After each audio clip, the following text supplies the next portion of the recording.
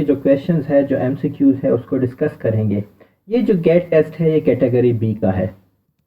Video start करने से पहले I will like to thank one of my followers और वन ऑफ माय सब्सक्राइबर। उसका नाम तो खैर फनी सा है, पेशवा सा, आई थिंक उसका अपना नाम लुबना है। उसने काफ़ी हेल्प आउट की इस वीडियो बनाने में, क्योंकि उसने जो एमसीक्यूज थे, जो क्वेश्चंस थे, वो उसी ने पोस्ट किए हैं। So thank you for that. Okay, let us start our video. पहला है जी एंटीनम्स कॉन्सील। कॉन्सील का मतलब है छुपाना। अब जाहिर सी बात है, इसका ऑपोजिट क्या होगा? जाहिर करना। तो ये रिवील का मतलब है जाहिर करना, तो ये इसका राइट आंसर है। A is the right answer, A is the right antonym of conceal which is reveal. Next है जी रिटेन। रिटेन कहते हैं रोकना, ठीक है। अब इसका जो ऑपोजिट वर्ड है वो आपके पास लेट गो है।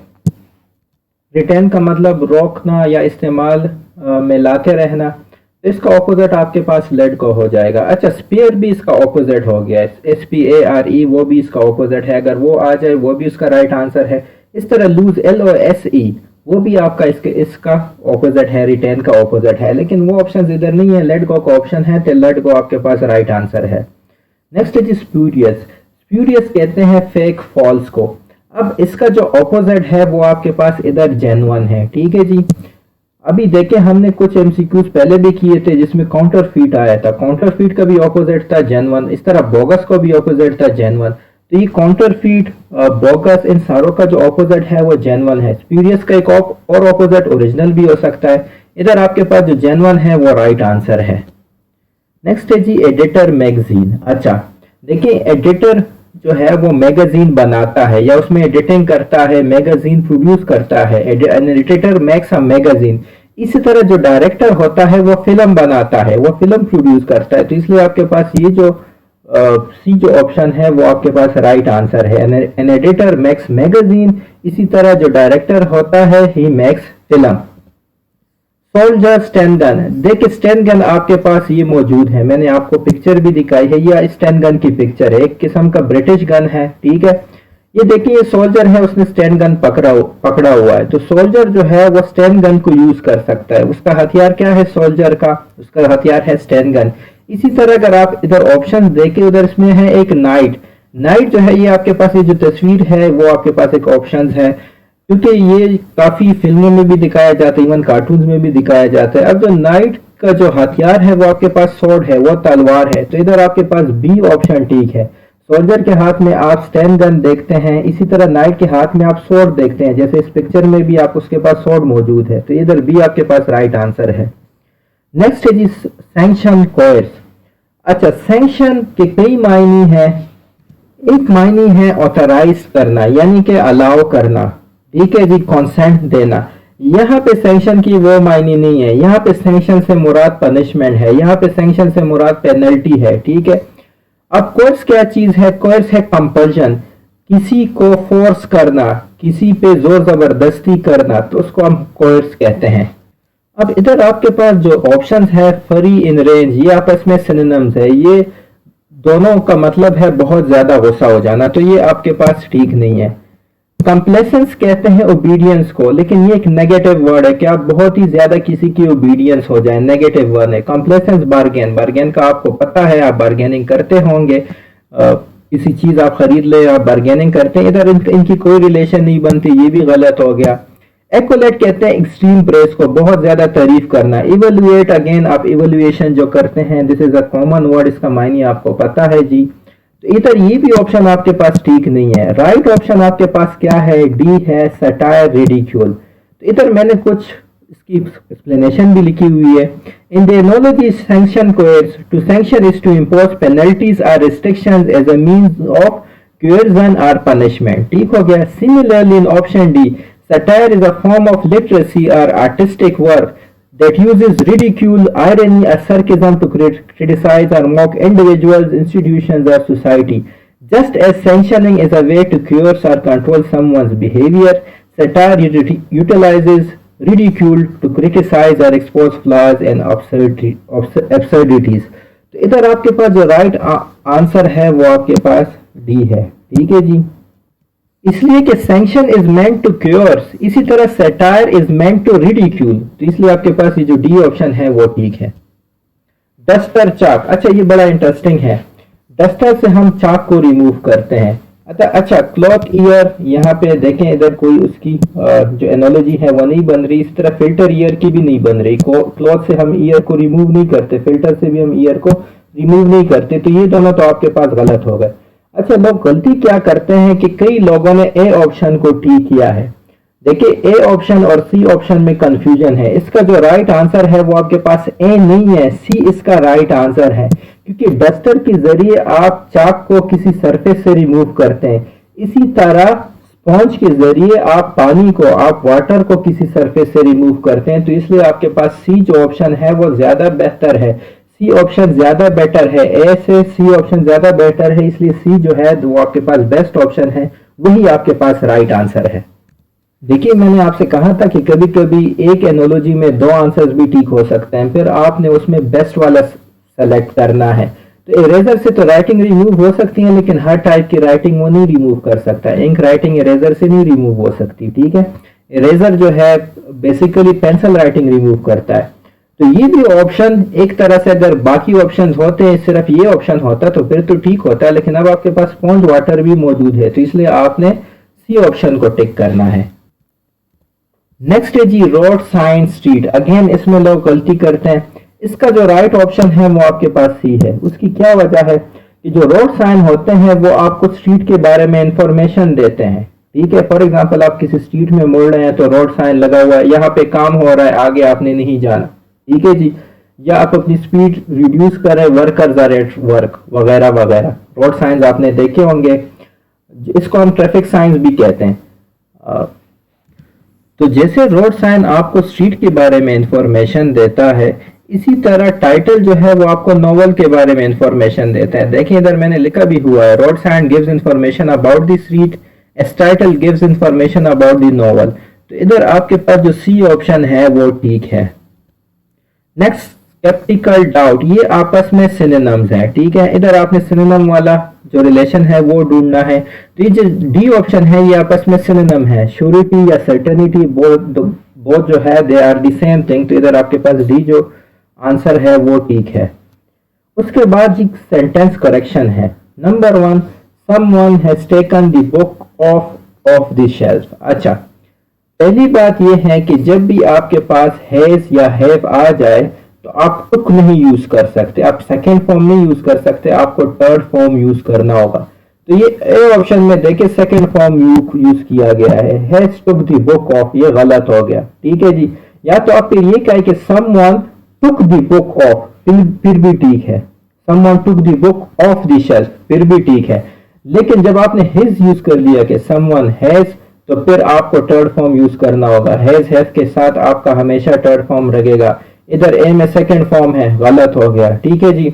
अब देखें बी ऑप्शन में आपके पास क्या है कि बी ऑप्शन में टुक आ गया, हैज नहीं आया, तो ठीक है जी, ये ऑप्शन अभी तक हम कंसिडर करते हैं। लेकिन इसमें एक और मसला है, बुक ऑफ हो गया, उसके बाद आपको एक और ऑफ भी लगाया गया है जो कि गलत है। ये जो ऑफ है ना ये फिर नहीं आता, जब आपने ओ डबल एफ लगा दिया आप ओ एफ नहीं लगा सकते, तो ये बी ऑप्शन भी गलत हो गया। सी ऑप्शन को देखें, has taken the book of from the shelf. देखें अगर आप ऐसा सेंटेंस बोलेंगे someone has taken the book of from the shelf, तो ये सेंटेंस ऑकवर्ड लग रहा है, गलत लग रहा है।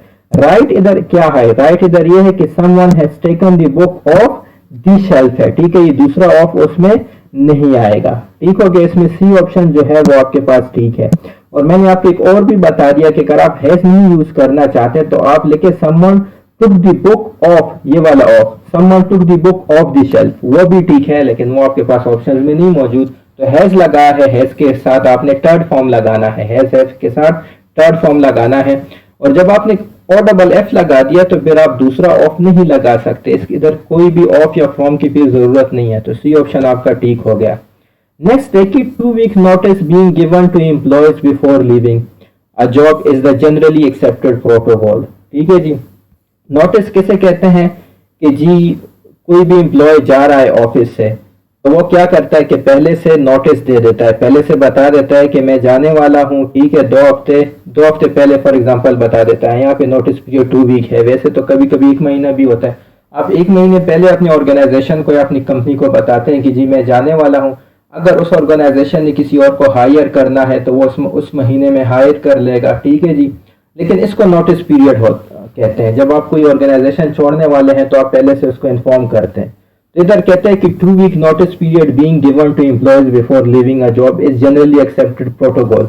अच्छा ये देखिए इधर बीन आ गया, तो पहले से ये सेंटेंस आपके पास गलत है। अगर ये BNN होता तो शायद हम सोचते कि ये सेंटेंस ठीक है। इधर बीइंग आ गया, ये सेंटेंस गलत हो गया। अब ऑप्शंस को देखते हैं। ए ऑप्शन आपका यही है जहां पे बीइंग आया है, ये गलत है, ठीक है जी।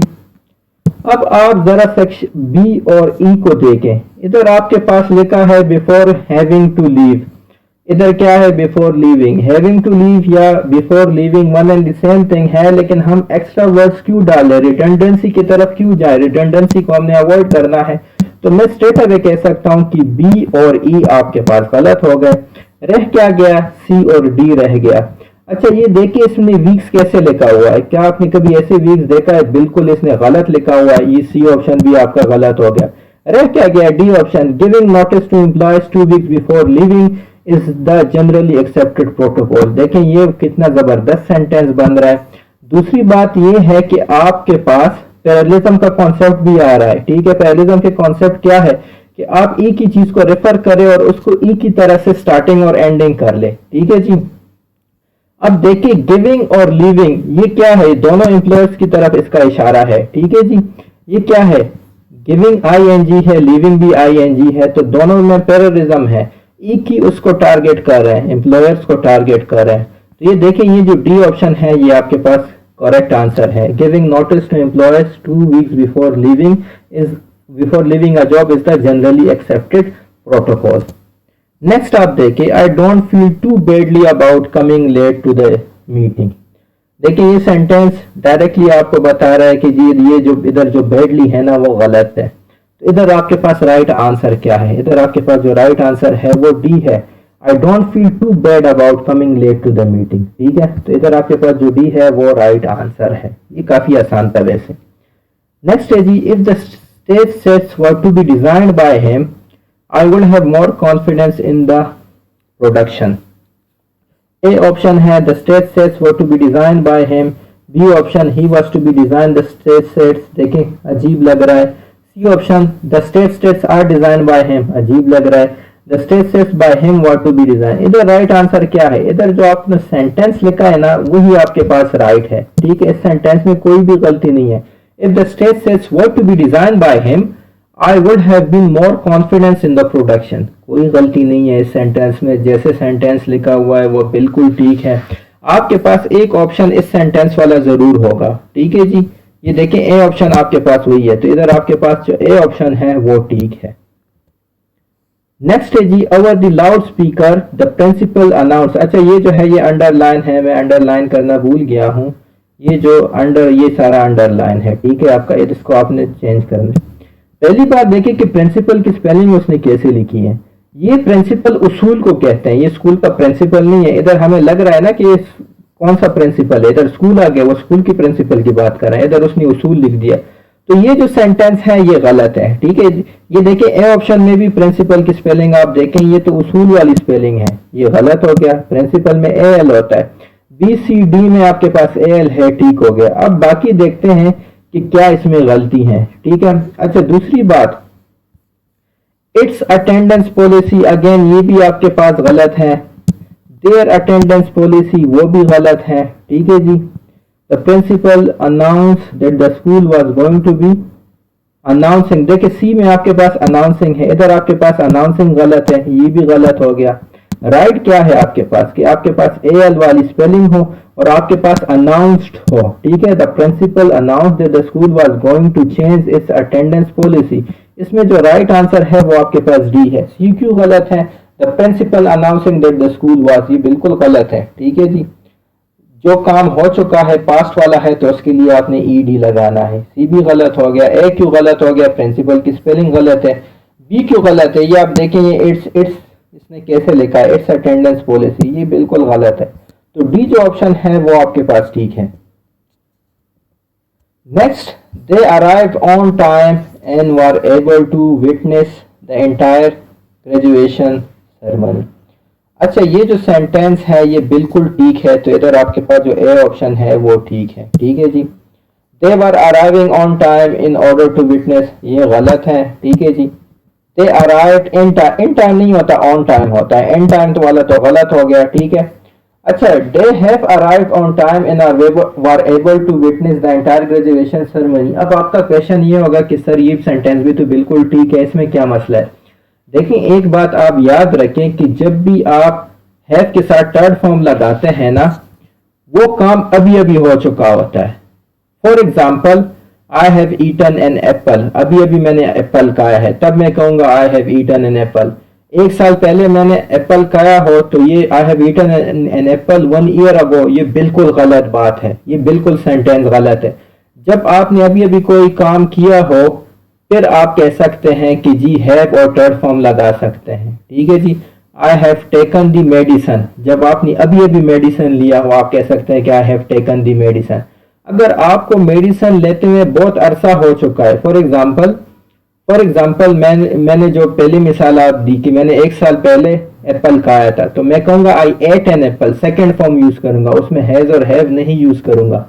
तो ये देखें कि इधर आप अगर हैव यूज करेंगे, उसके बाद देखें उन्होंने इंटायर ग्रेजुएशन सेरेमनी भी देख ली, तो क्या टाइम कितना हो गया उनके अराइवल में, टाइम ज्यादा हो गया, वो अभी अभी नहीं पहुंचे। अगर वो अभी अभी पहुंचे थे तो क्या वो इंटायर ग्रेजुएशन सेरेमनी विटनेस कर पाते, देख पाते? नहीं, तो उनका टाइम हो गया पहुंचने में। तो इसलिए आपके पास ये जो हैव अराइव्ड है ना वो गलत है। हैव अराइव्ड हम तब यूज करेंगे कि वो अभी अभी पहुंचे, वो अभी अभी नहीं पहुंचे। कैसे पता चला? क्योंकि उसने पूरी इंटायर जो ग्रेजुएशन सेरेमनी है वो भी देख ली, तो उधर आप हैव नहीं यूज कर सकते, आपको लिखना पड़ेगा दे अराइव्ड ऑन टाइम। नेक्स्ट, अच्छा ये आपके पास प्लेइंग है, इधर आपके पास पी है। ठीक है, let me right P over here. Playing ball, swimming in the pool and a diet without starchy foods help keep his weight down. अच्छा जी, इधर आपके पास क्या चीज है? Dieting without starchy foods helps, बिल्कुल गलत है, बी ऑप्शन गलत हो गया, ऑकवर्ड लग रहा है। अवॉइडिंग स्टार्ची फूड्स हेल्प्स, अच्छा जब प्लूरल आ गया फूड्स ना तो आपको हेल्प यूज करना पड़ेगा। जैसे हम यूज करते हैं ना दे हेल्प दी बॉय, ये नहीं कहते they helps the boy, plural के साथ सिंगुलर वाला वर्ब, तो ये आपके पास गलत हो गया। A diet without starchy foods helped his weight down, ये भी आपके पास गलत आ रहा है। ठीक है जी, क्योंकि वो जो है सेंटेंस जो है वो प्रेजेंट की बात कर रहा है। Playing ball, swimming in the pool, present की बात हो रही है, तो पास्ट आप नहीं यूज कर सकते। ठीक है, आपके पास राइट क्या है? आपके पास राइट ए है, क्योंकि इधर आपके पास फूड्स प्लूरल है, उसके साथ सिंगुलर वर्ब आया है, हेल्प आया है, हेल्प्स नहीं आया, ये भी ठीक हो गया। बाकी अगर आप सेंटेंस को भी देखें वो भी आपके पास बिल्कुल ठीक है। ठीक है, अवॉइडिंग स्टार्चिंग फूड्स, अच्छा डाइट विदाउट स्टार्ची फूड्स आप नहीं कह सकते, avoiding starchy foods is a better sentence, ये जो लिखने में भी मजा आता है। ठीक है, जिसमें रिडंडेंसी भी नहीं है, तो ए ऑप्शन आपके पास राइट आंसर है। फिर है जी sentence completion, I have no desire dash name or fame, इधर जो राइट आंसर है वो आपके पास 4 है, I have no desire for name or fame. Next, as the market becomes dash competitive some companies will make larger and larger profits. ठीक है, अगर मार्केट क्या हो गया कि फिर कुछ कंपनियां ज्यादा से ज्यादा प्रॉफिट बनाएगी, अगर मार्केट जो है वो ज्यादा कम्पिटेटिव हो गई, यहाँ पे राइट आंसर क्या होगा? मोर होगा। ठीक है, एक वेबसाइट पे इधर फुली लिखा हुआ है, टॉपर नाम है उस वेबसाइट का, तो वो ऑप्शन गलत है, फुली कम्पिटेटिव नहीं आता, मोर कम्पिटेटिव आता है। As the market becomes more competitive some companies will make larger and larger profits. Next आप देखें, dash for over 6 hours I began to lose feeling in my right hand, अभी आप देखें I began to lose feeling in my right hand, यानी ये जो काम है ना, मेरे जो हाथ में फीलिंग खत्म हो रही है, खत्म होना स्टार्ट हो गई है, ये जो सेंटेंस है ये बता रहा है कि ये काम अभी अभी हो रहा है। ठीक है, ये जो फीलिंग इसके हाथ में ख़त्म हो रही है ये इस सेकंड पे ख़त्म हो रही है, ये सेकंड पे स्टार्ट होना शुरू हो गई है जब ये सेंटेंस बोल रहा है। तो इधर आपके पास क्या आएगा, इधर आपके पास हैविंग रिटन आएगा। ये जो बी ऑप्शन है वो ठीक है। हैड रिटन क्यों नहीं आएगा, क्योंकि ये पास्ट वाली बात नहीं कर रहा है, ये अभी अभी की बात कर रहा है। दूसरी बात कि आप ये हैव रिटन क्यों नहीं है, क्योंकि आपके पास कोई आई वी है ही नहीं, तो क्या आप हैव नहीं यूज कर सकते या हैज नहीं यूज कर सकते। अगर इधर आपके पास कोई आई होता वी होता तो फिर आप हैव या हैज यूज कर लेते। ठीक है जी, आई और वी के साथ हैव यूज करते, ही शी के साथ हैज यूज कर लेते। लेकिन इधर आपके पास कोई आई वी नहीं है, इधर डायरेक्टली सेंटेंस है, तो फिर आपने हैविंग रिटन बोलना है। तो बी आपके पास राइट आंसर है। क्वेश्चन नंबर 1 आप देख लें, आपके पास गिवन है 16.6 divide by 166 is equal to square root of for example x कह ले। ठीक है जी, ये x की वैल्यू आपने फाइंड करनी है। ठीक है, अच्छा अब 16.6 डिवाइड बाय 166 है, इन दोनों को मैं डिनोमिनेटर और न्यूमरेटर को 10 से मल्टीप्लाई कर सकता हूँ। इसको भी मैं 10 से मल्टीप्लाई कर सकता हूँ, इसको भी मैं 10 से मल्टीप्लाई कर सकता हूँ, ये पॉइंट खत्म करने के लिए। As a result I am going to get 166 point एक राइट साइड पे शिफ्ट हो जाएगा, ये आपके पास 1660 आ जाएगा। ठीक है, अगेन आपके पास स्क्वायर रूट ऑफ x है। अच्छा, ये 166 डिवाइड बाय 1660 को मैं 1/10 भी लिख सकता हूँ। ठीक है जी, क्योंकि ये आपके पास 1 ज़र हो गया, ये आपके पास 10 ज़र हो गया। ठीक है, तो 1/10 is equal to under root x. अब आपको पता है कि 1/10 जो है वो 0.1 के बराबर होता है, तो 0.1 आपके पास अंडर रूट एक्स है। अब आपने x फाइंड करना है, तो दोनों साइड पे स्क्वायर लेना है, इस साइड पे भी स्क्वायर ले, इस साइड पे भी स्क्वायर ले। ये जो अंडर रूट है या स्क्वायर रूट है ये स्क्वायर के साथ कट जाएगा, आपके पास 0.1 स्क्वायर आपके पास x आ जाएगा। अब 0.1 स्क्वायर का मतलब है 0.1 मल्टीप्लाई बाय 0.1, और अगर आप इसको सॉल्व करते हैं ये आपके पास x इज इक्वल टू 0.01 आ जाएगा। आप यहीं से भी स्क्वायर ले सकते हैं, अगेन दोनों साइड पर स्क्वायर ले, तो ये आपके पास 1 स्क्वायर डिवाइड बाय 10 स्क्वायर हो जाएगा, यानी 1/100 हो जाएगा, जो कि अगेन आपके पास इक्वल है 0.01 के। तो इधर जो आपके पास आंसर है वो 0.01 है। आप अगर यहीं से ही स्क्वायर ले तो ये आपके पास 1/100 इक्वल हो जाएगा x के, जो कि अगेन इक्वल है 0.01 के। ठीक है, तो इधर आपके पास C जो आंसर है वो ठीक है। Next question, if 3x minus 15 is equal to -3 then x is। अच्छा, 3x minus 15 आपको गिवन है कि दैट इज इक्वल टू -3। -15 को उस साइड पे शिफ्ट करें तो ये +15 हो जाएगा। जब आप इक्वल साइड की दूसरे साइड पे शिफ्ट करते हैं तो साइन चेंज हो जाता है। तो ये आपके पास 3x इज इक्वल टू -3 + 15 यानी 15 - 3 जो कि 12 आता है। x फाइंड करने के लिए आप दोनों साइड को 3 पे डिवाइड कर लें, ये आपके पास x is equal to 12 divide by 3 यानी कि 4 आ जाएगा। इसका जो राइट आंसर है वो आपके पास a है। Next question, if a by 3 is equal to b by 4 is equal to c by 7 what is the value of a plus b plus c। अच्छा, ये डिवाइड बाई c है, ये 3 नहीं है, डिवाइड बाई c है। ठीक है जी, a plus b plus c divide by c। अच्छा देखिए, आपके पास गिवन है कि a बाई 3 इक्वल है b बाई 4 के, और जो कि इक्वल है c बाई 7 के, यानी ये तीनों आपस में इक्वल है। अब हम क्या करते हैं कि इसको एक और वेरिएबल की इक्वल कर लेते हैं। फॉर एग्जांपल ये चारों इक्वल है, ये तीनों इक्वल है k के।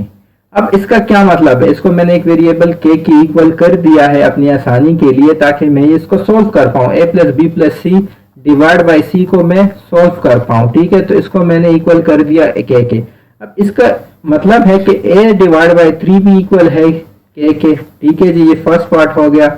इम्प्लाइज के a इज इक्वल टू क्या है, a इज इक्वल टू 3 के, ये आपके पास इक्वेशन 1 हो गया। दूसरा b बाई 4 भी इक्वल है k के, क्योंकि ये सारा इक्वल है, b by 4 is equal to k हो गया। Implies b is equal to 4k, ये आपका इक्वेशन 2 हो गया। ठीक है, इसी तरह c by 7 is equal to k है, c by 7 is equal to k which implies c is equal to 7k। c is equal to 7k यहाँ से कैसा है कि आपने इन दोनों को मल्टीप्लाई कर दिया। बेसिक रूल है मल्टीप्लिकेशन का, मैं समझता हूँ कि जो भी वीडियो देख रहा होगा उसको ये पता होगा। पहले हमने इसको k की इक्वल किया, अब सारे k की इक्वल है, तो a बाई 3 भी k की इक्वल है, b बाई 4 भी k की इक्वल है, c बाई 7 भी k की इक्वल है। ये आपके पास इक्वेशन 3 हो गया। अब देखिए आपके पास क्या है, a plus B plus C divide by C है। ठीक है, तो a की जगह मैं क्या लिखूं, a की जगह मैं 3k लिख सकता हूँ। ठीक है, मैं again a plus B plus C divide by C लिख लेता हूँ। ए की जगह मैंने 3k लिख दिया, ठीक है। बी किसके इक्वल है, 4k की इक्वल है, बी की जगह मैंने 4k लिख दिया। सी किसकी इक्वल है, 7k की इक्वल है, वो लिख दिया। फिर डिवाइड का साइन है वो मैंने लगा दिया। फिर अगेन सी है जो कि 7k की इक्वल है। तो ये इज इक्वल टू क्या आ जाएगा, 3 + 4 + 7 जो कि आपके पास 14k आता है, डिवाइड बाय 7k आ जाएगा। के आपस में कैंसल आउट, 14 डिवाइड बाय 7 आपके पास 2 आ जाएगा, ठीक है। यानी a + b + c जो है डिवाइड बाय c वो आपके पास किस चीज की इक्वल आ गया, वो आपके पास 2 की इक्वल आ गया।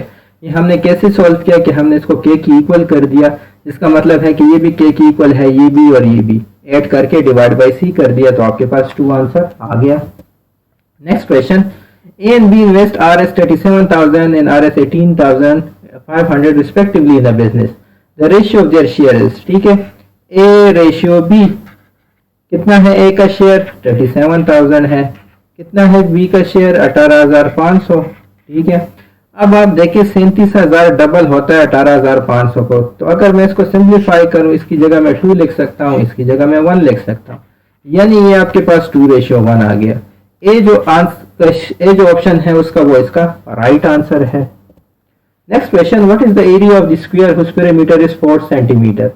अच्छा, एरिया ऑफ स्क्वायर हमने मालूम करना है और हमें गिवन है कि perimeter of the square is 40 centimetre. तो पेरीमीटर बराबर होता है 4l के, where l is the one side of the square. Square क्या होता है, उसके चारों साइड इक्वल होते हैं और हर एक साइड उसका, फॉर एग्जांपल उसको हमने l कह दिया तो उसका पेरीमीटर क्या है, 4l है। पेरीमीटर आप चारों साइड्स को ऐड करते हैं तो 4l आपके पास बराबर है 40 सेंटीमीटर के। तो l किस चीज के बराबर होगा, दोनों साइड को 4 पे डिवाइड करें, l आपके पास 40 डिवाइड बाय 4 यानी 10 सेंटीमीटर के बराबर होगा।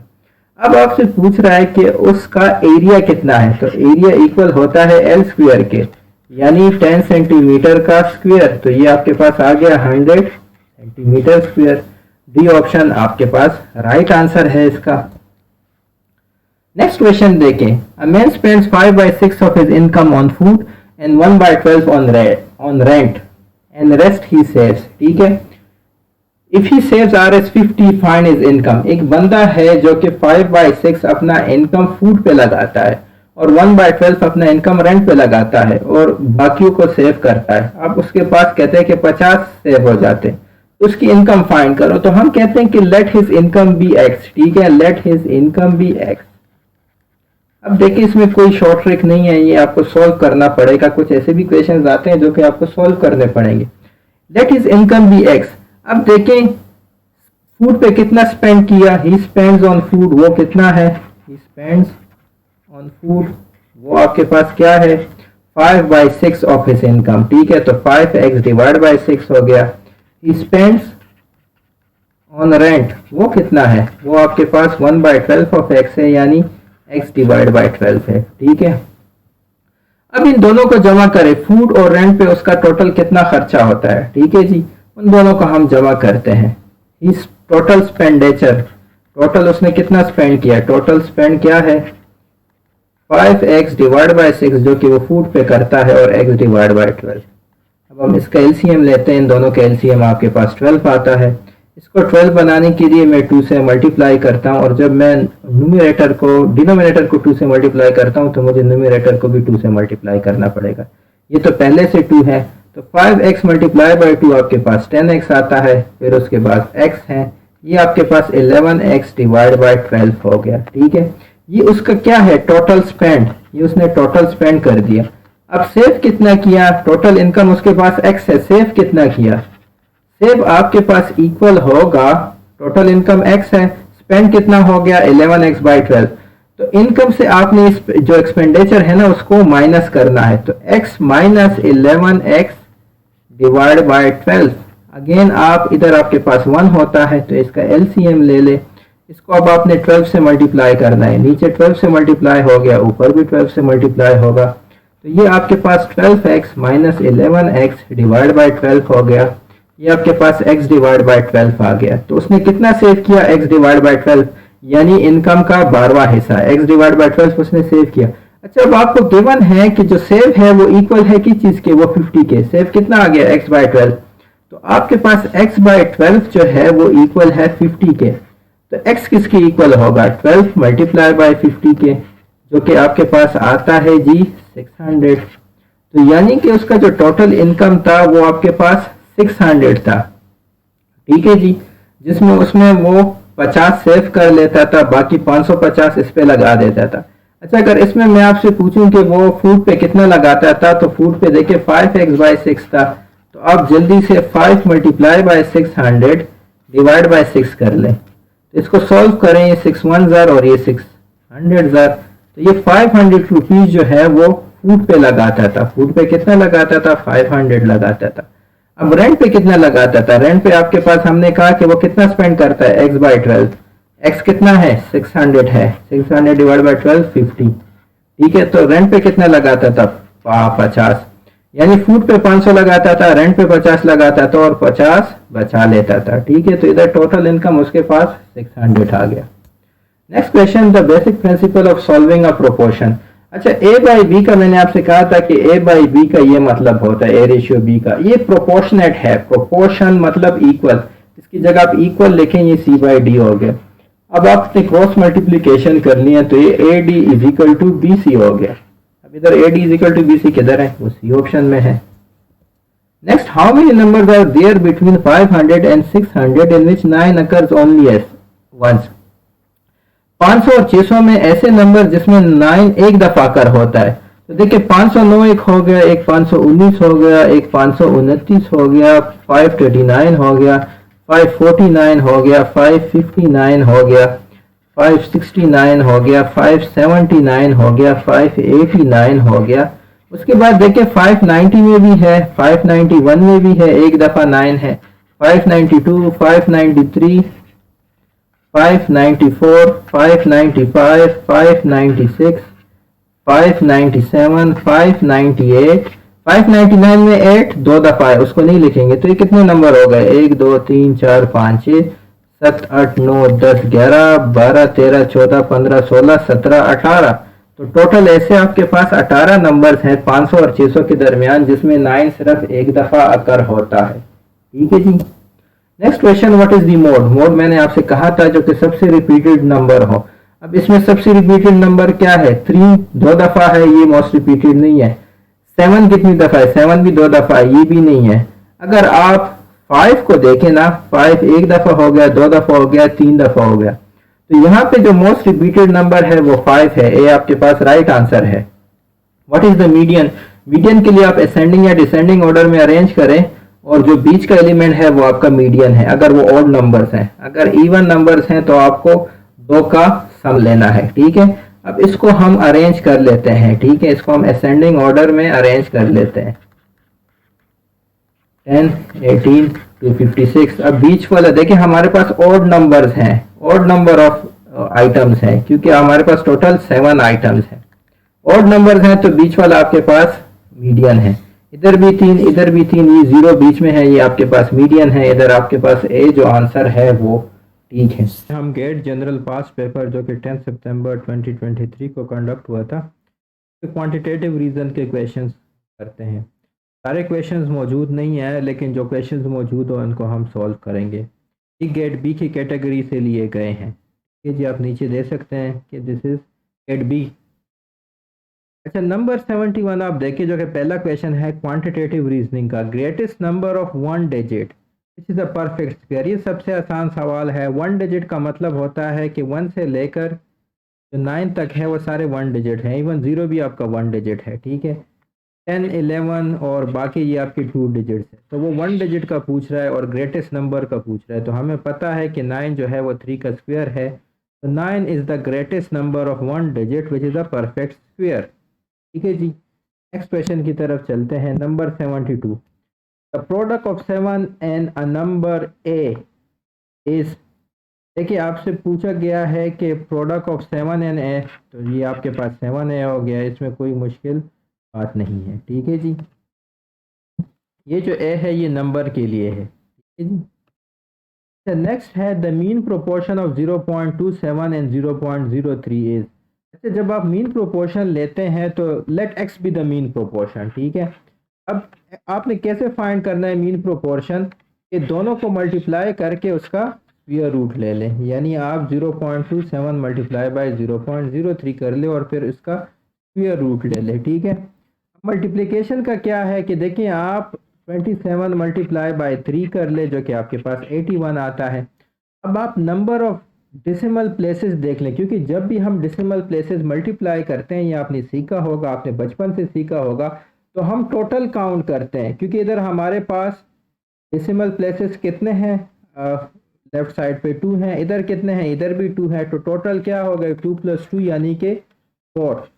तो ये जो 81 है इसके लेफ्ट साइड पे 4, मैं लेफ्ट साइड पे जाऊंगा तो मैं इधर एक 2 जीरो लगा लेता हूँ, इधर पॉइंट है तो 4 लेफ्ट साइड पे आप जाएं तो आपका पॉइंट इधर आ गया, यानी आपके पास इन दोनों का जो मल्टीप्लिकेशन है वो 0.0081 आ गया। क्यों? क्योंकि 27 मल्टीप्लाई बाई 3 आप कर ले, आप देखें इधर आपने 27 को 2 डिजिट्स राइट पे ले आए हैं, इधर आप 3 को 2 डिजिट्स राइट पे ले आए हैं, तो टोटल आप 4 डिजिट्स राइट पे ले आए हैं। जो भी आपका आंसर आ गया 81 आ गया, इधर आपके पास डेसिमल पॉइंट था वो 4 डिजिट्स आप लेफ्ट पे चले जाएं तो ये आपका इसका आंसर हो गया। अब आपने अंडर रूट लेना है इसका, यानी 0.0081 का। अच्छा, 81 का अंडर रूट आपको पता है कि 9 है, और जब आपके पास डबल जीरो आ जाए तो उसका जो अंडर रूट है उसकी जगह आप एक ही जीरो लिखें, आंसर आपके पास क्या होगा 0 पॉइंट, इसकी जगह 81 का स्क्वायर रूट 9, तो ये आपके पास ये आंसर है। अगर आप ये आंसर नहीं भी निकाल सकते हैं स्क्वायर रूट की मदद से, तो 81 आ गया तो उसमें 9 आ जाएगा, तो इधर आप 9 देख लें, इसमें सिर्फ बी ऑप्शन में 9 है, तो वो डायरेक्ट आप बी ऑप्शन को ही सेलेक्ट कर ले। फुल सॉल्व करना चाहते हैं तो वो मैंने आपको तरीका बता दिया, नहीं तो आपका जब अंडर रूट आ गया, इस स्टेप तक आप आ गए, आपने ये स्टेप मुकम्मल कर लिया, तो उसके बाद अगर अंडर रूट नहीं ले सकते तो एंड में 81 आता है जो कि 9 आएगा, तो आंसर में आपके पास एंड में 9 ही आएगा। आप डायरेक्ट बी ऑप्शन भी टिक कर सकते हैं। नंबर 74 की तरफ चलते हैं। 480 students out of 1500 in a school are there for the NCC. मुझे नहीं पता एनसीसी क्या चीज़ है और ये मैटर भी नहीं करता। What percentage of all the students are not there for the NCC. Total students कितने हैं 1500, students that are there for the NCC 480 है, students that are not there for the NCC वो कितने हैं, जाहिर सी बात है 1500 से आप 480 को माइनस करें, ये आपके पास 1020 आ जाएगा। ठीक है, not there for the NCC क्यों फाइंड कर रहे हैं, क्योंकि उसने परसेंटेज हमसे किस चीज़ की मांगी है, उसने परसेंटेज हमसे मांग ली है कि what percent of the all the students are not there for the NCC. अब आप देखें आपके पास टोटल जो नहीं है एनसीसी के लिए, the students that are not there for the NCC वो 1020 है, टोटल स्टूडेंट्स 1500 है। तो अब आपने परसेंटेज निकालना है, परसेंटेज कैसे होगा, students that are not there for the NCC 1020 divide by the total students 1500 और परसेंटेज है तो मल्टीप्लाई बाय 100। ठीक है जी, ये 2 जीरो इसके साथ कट गए, आपके पास 1020 डिवाइड बाय 15 आ गया। अब जो आप इसका आंसर होगा वही इसका परसेंटेज आएगा, आप इसको 1020 इधर लिख लें, ये आपके पास 15 हो गया। देखिए 15 6 इधर आपके पास 90 आता है, इधर आप 90 कर लें। अगर आपको डायरेक्टली ये नहीं पता कि 15 6 इधर 90, तो बेशक आप पहले 15 को 3 से मल्टीप्लाई कर लें, 4 से, 5 से, 6 से, 7 से करेंगे तो 105 आ जाएगा जो कि इससे ग्रेटर आ जाएगा। ठीक है जी, तो 15 6 इधर आपके पास 90 आ गया, 102 माइनस 90 आपके पास 12 होता है, ये जो जीरो है इसको मैं नीचे ले आता हूँ। अब 15 8 सर आपके पास 120 आता है। ठीक है जी, अगेन कैलकुलेशन आपको थोड़ी जल्दी करनी पड़ेगी, इसके लिए प्रैक्टिस की ज़रूरत है। मेरी जितनी भी वीडियोस हैं उसको देखा करें, उस पर प्रैक्टिस किया करें, साथ साथ लिखा करें, तो आपकी प्रैक्टिस मजबूत होगी, आपकी कैलकुलेशन तेज़ हो जाएगी। इसका क्या आंसर हो गया, इसका आंसर हो गया जी 68%। तो ये जो बी ऑप्शन है वो आपके पास ठीक है। नेक्स्ट क्वेश्चन आप देख लें, if an object is moving at a speed of 36 kilometre per hour, how many metres does it travel in 1 second. Again अब ये क्वेश्चन क्या है, किलोमीटर पर आवर को मीटर पर सेकेंड में कन्वर्ट ही करना है। अगेन मेरे चैनल पे वीडियो मौजूद है जिसमें मैंने किलोमीटर पर आवर में तरीका सिखाया कि किस तरह आप कन्वर्ट कर सकते हैं मीटर पर सेकेंड को किलोमीटर पर आवर में, किलोमीटर पर आवर को मीटर पर सेकेंड पे। वो इतने लोगों ने नहीं देखा था, उनको लगा था कि ये ज़्यादा इंपॉर्टेंट नहीं है। देखिए इससे क्वेश्चन आ गया है, आपके पास है जी 36 किलोमीटर पर आवर। ठीक है, 1 किलोमीटर में कितने मीटर होते हैं, क्योंकि आपने मीटर पर सेकंड ही फाइंड करना है। वो क्या कहते हैं, how many metres does it travel in 1 second. 1 kilometre में 1000 किलोमीटर होते हैं, 1 किलोमीटर में 1000 मीटर होते हैं। इस 1000 किलोमीटर की जगह मैं क्या लिखूं, मैं 1000 मीटर लिखूं। क्यों? क्योंकि 1 किलोमीटर में 1000 मीटर होते हैं। एक आवर में कितने सेकंड होते हैं? देखिए 1 आवर जो है वो 60 मिनट्स के बराबर होता है। एक मिनट में कितने सेकंड है? 60 है, तो 60 मल्टीप्लाई बाई 60, ये आपके पास 3600 आ गया। इधर आप 3600 सेकंड लिख लें। अब आप इसको सॉल्व कर लें, ठीक है जी। 2 जीरो इसके साथ कट गए, ठीक है। 36 मल्टीप्लाई बाय 10 360 आ गया। इधर आपके पास 36 आ गया, ये मीटर, ये सेकंड, तो आपके पास 10 मीटर पर सेकंड आ गया, ठीक है जी। क्योंकि 360 डिवाइड बाय 36 आपके पास 10 मीटर पर सेकंड आता है। तो 10 मीटर पर सेकंड का क्या मतलब है कि एक सेकंड में वो कितना ट्रेवल करेगा? 10 मीटर ट्रेवल करेगा। तो how many metres does it travel in 1 second? आपके पास ए राइट ऑप्शन है जो कि है जी ए, ठीक है जी, जो कि है 10। तो ये आपका इसका आंसर हो गया। नेक्स्ट क्वेश्चन आप देख लें। If two places are 1 inch apart on a map, then they are actually 160 miles apart. अच्छा, आपके पास कोई एक मैप है, अगर उस मैप पे दो जगह के दरमियान जो डिफरेंस है वो 1 इंच है, इसका मतलब ये है कि रियलिटी में वो कितने माइल्स अपार्ट है? वो 160 माइल्स अपार्ट है। माइल्स आपको पता है कि डिस्टेंस का यूनिट है, जैसे किलोमीटर है, माइल्स भी डिस्टेंस का यूनिट है, ठीक है। अगर मैप पे दो जगह 1 इंच के फासले पे है, तो एक्चुअली वो कितने इंच होते हैं? रियलिटी में वो 160 माइल्स एक दूसरे के फासले पे होते हैं। अब वो कह रहा है कि if Peshawar is 27 by 8 inches from Islamabad on the map, then how many miles is it from Peshawar to Islamabad? अब पेशावर जो है वो इतने इंचेस मैप पे इस्लामाबाद से दूर है, तो आपने फाइंड करना है कि रियलिटी में एक्चुअली पेशावर इस्लामाबाद से कितना दूर है, ठीक है जी। ये देखिए 1 इंच ऑन मैप कितना के बराबर है? 160 माइल्स के बराबर है। अब हमने फाइंड करना है कि 27 by 8 इंच कितने के बराबर है। जैसे ही मैं ये फाइंड करूंगा तो मेरा Peshawar to Islamabad distance find हो जाएगा। अच्छा, ये देखिए पहले इसको कैसे कन्वर्ट करते हैं। पहले आप 2 को 8 से मल्टीप्लाई करेंगे और उसके साथ 7 ऐड करेंगे और डिवाइड बाय 8 करेंगे, यानी this multiply by this plus this portion, ठीक है जी। 2 मल्टीप्लाई बाय 8 आपके पास 16 आता है। 16 प्लस 7 डिवाइड बाय 8, ये आपके पास 23 डिवाइड बाय 8 इंचेस आ गया, ठीक है। ये जो नंबर है ना उसको मैंने प्रॉपर फ्रैक्शन फॉर्म में लिख दिया। अब देखिए आपको गिवन है कि 1 इंच कितने के बराबर है? 1 इंच 160 माइल्स के बराबर है। तो अब मैप पे 23 बाई 8 इंचेस का फासला है पेशावर टू इस्लामाबाद, तो 23 बाई 8 इंचेस मल्टीप्लाई बाय आप क्या करेंगे? 160 माइल्स करेंगे। क्यों 160 माइल्स करेंगे? क्योंकि 1 इंच बराबर है मैप पे एक्चुअल डिस्टेंस के 160 माइल्स। अब पेशावर से इस्लामाबाद कितना डिस्टेंस है? 27 बाई 8। इसको हमने जब प्रॉपर लिख लिया तो वो इतने इंचेस आ गया। अब इस इंचेस को हमने कन्वर्ट करना है एक्चुअल डिस्टेंस में, क्या करेंगे? 160 से मल्टीप्लाई करेंगे, ठीक है। तो ये देखें 8 1 ज़र और 8 2 ज़र यानी 8 20 ज़र, ठीक है जी। तो ये आपके पास 23 मल्टीप्लाई बाई 20 हो गया, जो कि आपके पास 460 माइल्स आ गया। तो इसका क्या राइट आंसर है? इसका डी राइट आंसर है, यानी कि 460 माइल्स। उसके बाद नेक्स्ट क्वेश्चन देख लें, number 77। 0.9 divide by 0.3 multiply by 0.3। अच्छा, हमने बोर्ड मास को फाइंड करना है, सॉरी बोर्ड मास को यूज़ करना है या डी मास को यूज़ करना है। डी मास क्या कहता है कि पहले डिवीजन, फिर मल्टीप्लिकेशन, फिर एडिशन, फिर सब्ट्रैक्शन। तो पहले आपके पास डिवीजन होनी चाहिए, यानी 0.9 को आप डिवाइड करें 0.3 को, ये पोर्शन आप पहले सॉल्व करें, ठीक है। अब देखिए 0.9 डिवाइड बाई 0.3 है, तो इसको सिंपली आप 9/3 यानी कि 3 लिख सकते हैं। तो इससे आपके पास क्या आ गया? इससे आपके पास 3 आ गया। अब उसके बाद क्या है? 3 और मल्टीप्लाई बाय 0.3, ये आपके पास क्या आता है? 0.9 आता है। इसका आंसर आपके पास ए यानी कि 0.9 आ गया। नंबर 78 आप देख लें। A motion was pass by a vote of 5:3। What part of the votes cast was in favour of the motion? देखिए a motion was pass by a vote of 5:3, ठीक है। यानी कि जो 5:3 है ये आपके पास फेवर ऑफ मोशन है। ये क्या है? मोशन के फेवर में है, वो मोशन कुछ भी हो सकता है, ठीक है। ये against the favour of motion है, ठीक है। Against motion, against the favour of motion नहीं, अगेंस्ट मोशन, सॉरी, ठीक है। तो 5 जो है वो फेवर ऑफ मोशन है, 3 जो है अगेंस्ट मोशन है, इसको आप 5x और 3x भी लिख सकते हैं।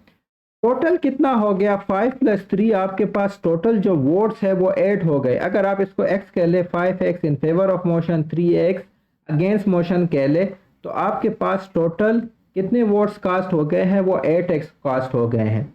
अब वो पूछ रहा है what part of the votes cast was in favour of the motion. Favour of motion में कितने हैं, 5x है, टोटल कितने हैं, 8x है।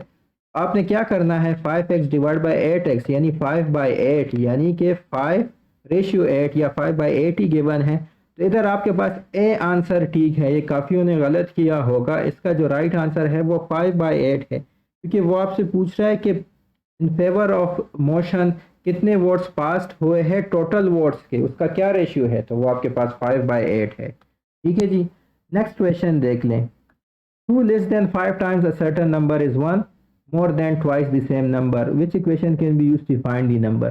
अच्छा, उस सर्टन नंबर को हम x कह लेते हैं, तो 5 टाइम्स वो नंबर क्या हो गया, 5x हो गया। ठीक है, ट्वाइस द सेम नंबर क्या हो गया, 2x हो गया। अब देखें, आप इसको 5x लिखें, इधर आप 2x लिखें।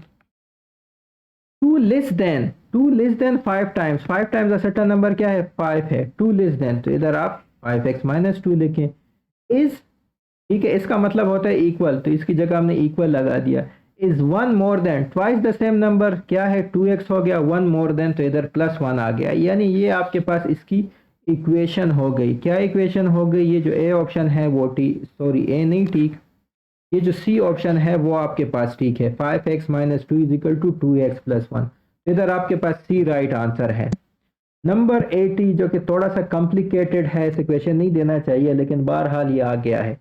आपसे कहा गया है कि 1.02 स्क्वायर x = 26.01। ठीक है जी, x आपने फाइंड करना है कि x की क्या वैल्यू है। ठीक है, अब देखिए आपके पास 1.02 स्क्वायर आ गया, तो अगर आप 1.02 और 1.02 मल्टीप्लाई करेंगे तो ये बड़ा मुश्किल हो जाएगा। तो इधर आप डायरेक्टली बाइनोमियल एक्सपेंशन यूज करें। बाइनोमियल एक्सपेंशन क्या है, 1 + 0.02 और ये आपका स्क्वायर हो गया, यानी 1 + x⁻n। ठीक है जी, अब देखें बाइनोमियल एक्सपेंशन में आप सिर्फ 2 स्टेप्स ही लिखें, जो कि आपके पास 1 + n × x है।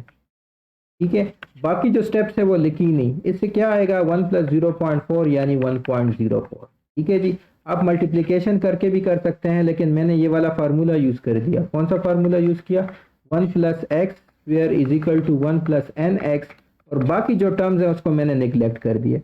अब आप क्या करना है कि x को फाइंड करना है। ये तो आ गया आपके पास 1.04, तो आपके पास 1.04x × 26.01 आ गया। x आपके पास 26.01 डिवाइड बाय 1.04 आ गया। ठीक है, अब आप डायरेक्टली इसको सॉल्व कर लें। कैसे सॉल्व कर लें, ठीक है, 2 पॉइंट्स इधर भी है, 2 इधर भी है, तो आप इसको 2601 डिवाइड बाय 104 लिख सकते हैं। ठीक है, अच्छा ये देखें सारों में, इधर आपके पास आंसर्स में सारों में 2 है, तो पहले तो आपने 2 से ही मल्टीप्लाई करना है। इसको 2 से मल्टीप्लाई करें, 104 2 आपके पास 208 आता है। ठीक है, 100 2 200 हो गया, 4 2 8 हो गया, ये 208 हो गया। ठीक है जी, अब आप 260 से इसको माइनस करें, ये आपके पास क्या आता है, तो ये आप माइनस करें, ये आपके पास 52 आ गया। अच्छा, जो 1 है ना, इसको मैं 0 कर लेता हूँ, क्योंकि देखिए 2601 और 2600 में क्या ही डिफरेंस होगा, बहुत ही कम डिफरेंस होगा। 1 का डिफरेंस है, बहुत ही कम डिफरेंस है, और जब आप 104 पे डिवाइड करें तो दोनों में बहुत ही कम डिफरेंस होगा। तो इधर मैं 0 ही लगा लेता हूँ 1 के बदले, कोई आंसर पे सच फर्क नहीं आएगा, और फिर इस 0 को मैं नीचे ले आता हूँ। अब आप देखिए आपके पास 520 है, 104 को आप 25 के साथ मल्टीप्लाई करें, ये आपके पास 520 आ गया। इधर जो राइट आंसर है आपके पास वो 25 पॉइंट, बहुत ही छोटा कोई नंबर इधर आ जाएगा। ठीक है जी, 25.00 फिर और नंबर आ जाएंगे। तो ये देखिए 25.002 डेसिमल प्लेसेस तक ही है, तो आपके पास इधर 25 आंसर ही ठीक है। ठीक है, अगर आप 2601 को भी कंसिडर करेंगे तो इधर आपके पास जो आंसर आने वाला है वो 25.0096 समथिंग है। ठीक है, तो इसको आप कंसिडर ही ना करें, 2601 की जगह 2600 ही लिखें। आपको अपनी एक्सपर्टीज यूज करनी है। अगेन मैंने कहा था कि ये क्वेश्चन ज़रा कॉम्प्लिकेटेड है, इसमें एक्सपर्टीज ज़्यादा यूज करनी पड़ेगी। लेकिन बहरहाल जो इसका आंसर है वो आपके पास ए है। Thank you. अगर आपको ये वीडियो पसंद आई तो मेरे चैनल को सब्सक्राइब कीजिए।